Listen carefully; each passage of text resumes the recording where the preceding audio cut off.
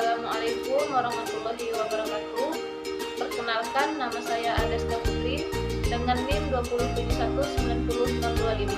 Di sini saya akan membuat video pembelajaran mengenai bioteknologi konvensional 2 dengan dosen pengampu Bapak Gali Yulio Saputra, SSI, MSI.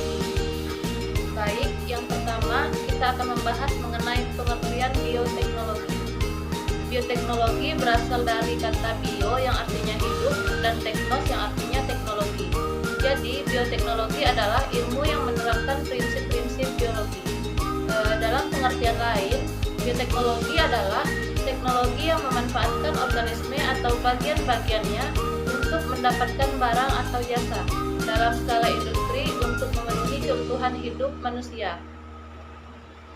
Dalam pengertian lain, bioteknologi adalah pemanfaatan prinsip-prinsip dan kerekayasaan terhadap organisme, sistem, atau proses biologi untuk meningkatkan potensi organisme maupun menghasilkan produk dan jasa bagi kepentingan hidup manusia.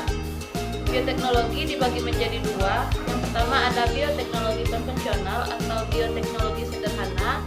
Yang kedua ada bioteknologi modern. Bioteknologi konvensional itu teknik dan peralatan yang digunakan itu masih sangat sederhana. Bioteknologi konvensional menggunakan mikroorganisme, proses biokimia, dan proses genetik alami. Bioteknologi konvensional menggunakan manipulasi yang biasa dilakukan hanya pada media tubuh atau substrat dan kondisi lingkungan. Biologi konvensional itu, kalaupun ada rekayasa genetikanya, yang digunakan adalah rekayasa genetika yang sederhana, dan perubahan genetik yang dihasilkan itu tidak tepat sasaran. Selanjutnya, kita memasuki ke kelebihan dan kekurangan bioteknologi konvensional. Kelebihannya yang pertama ada biaya produksi murah, teknologi menggunakan peralatan sederhana, pengaruh jangka panjang sudah diketahui. Kelemahannya, perbaikan genetik tidak terarah, memerlukan waktu relatif lama, belum ada pengkajian prinsip-prinsip ilmiah, dan reproduksi dalam skala kecil. Selanjutnya, contoh bioteknologi konvensional pada bidang makanan. Pada bidang makanan, proses yang dibantu mikroorganisme misalnya dengan fermentasi. Contoh produknya adalah yang pertama adalah yogurt. Yogurt itu merupakan minuman hasil fermentasi susu menggunakan bakteri Streptococcus thermophilus atau bakteri Lactobacillus bulgaricus. Bakteri ini mengubah laktosa menjadi asam laktat pada susu.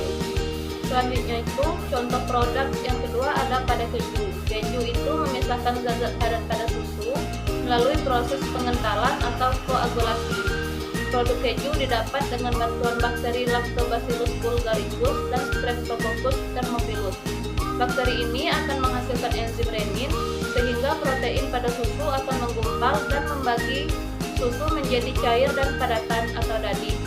Enzim renin akan mengubah gula laktosa dalam susu menjadi asam dan protein yang ada pada dadih atau keju. Produk yang ketiga ada roti.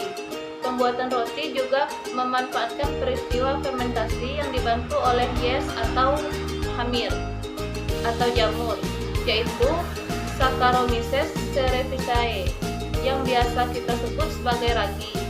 Ragi pada tepung menyebabkan fermentasi yang menghasilkan gas karbon dioksida CO2 dan alkohol.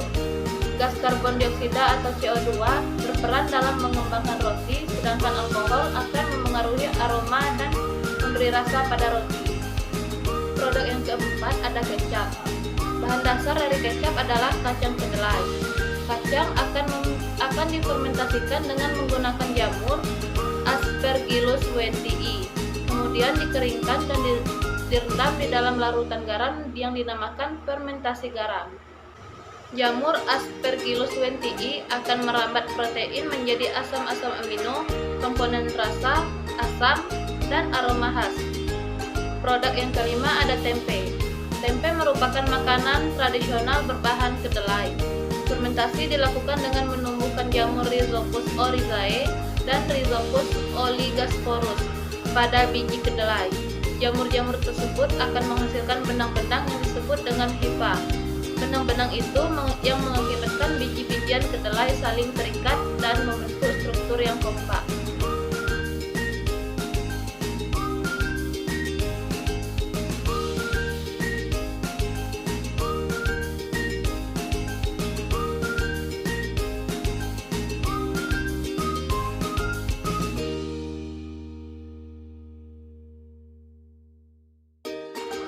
Sekian penjelasan video dari saya. Jika terdapat kesalahan, saya mohon maaf. Wabillahi taufiq wal hidayah. Wassalamualaikum warahmatullahi wabarakatuh.